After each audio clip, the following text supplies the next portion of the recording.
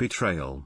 Starmer turns back on UK for French over Channel migrant crisis received hellish backlash. Labour has been blasted for siding with the French in the ongoing dispute over migrant channel crossings. The UK government was due to attend a meeting with numerous European leaders, set up by French President Emmanuel Macron, this weekend to draw up proposals for resolving the growing issue of migrants crossing the Channel from France to Britain.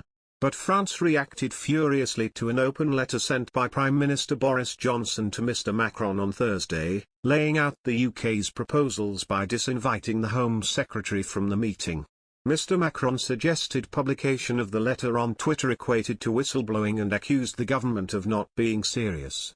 Talking to the BBC on Friday, Shadow Home Secretary Nick Thomas-Symonds echoed the French president's sentiments, criticising the government of committing a grave error of judgment. Labour's frontbencher rejected Downing Street's claim that the public understandably want to know what we are doing and have a right to know where negotiations stand, insisting that the Prime Minister failed in his role to be a statesman. He said, "The publication of the letter has ended up within a matter of hours with our government being excluded from these vital talks that need to take place to prevent people from risking their lives either channel." But Darren Grimes suspects that Labour's position has more to do with political tribalism than any actual disagreements of approach. The reasoned UK and GB News commentator wrote on Twitter, "Of course Labour is siding with the French here. They will never, ever, side with Britain over the EU. This comes after 33 migrants, including a little girl and 5 women, drowned on Wednesday while attempting to cross the Channel from France to Britain in an inflatable dinghy." A talk was due to take place in Calais between Britain, Belgium, France, the Netherlands, Germany and the European Commission.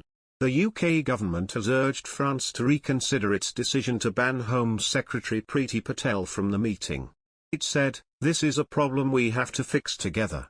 In his letter to Mr Macron on Thursday, Mr Johnson thanked the French government and French authorities who have been working on this channeling issue for so long.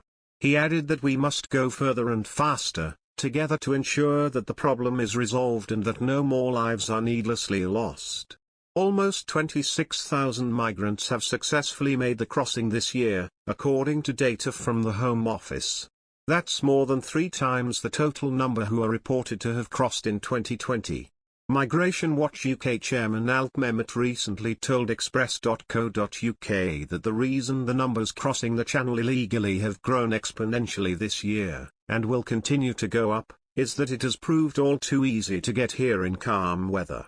He added, "And weather picked up at sea or after landing on a UK beach, there is every likelihood that you are here to stay." He argued that failing to discourage people from attempting the crossing will endanger more and more lives. On another interview, speaking earlier this week during a visit to Croatia, Mr Macron said cooperation and not confrontation was the key to resolving the crisis.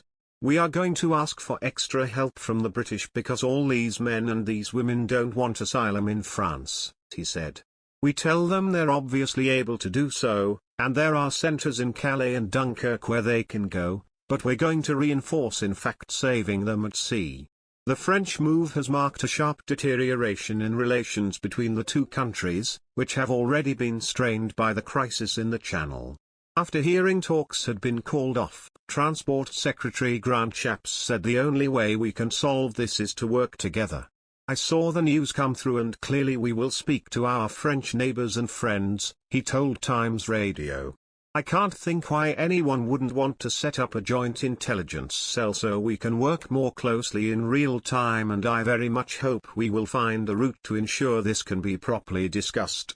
It can't be resolved unless we are talking."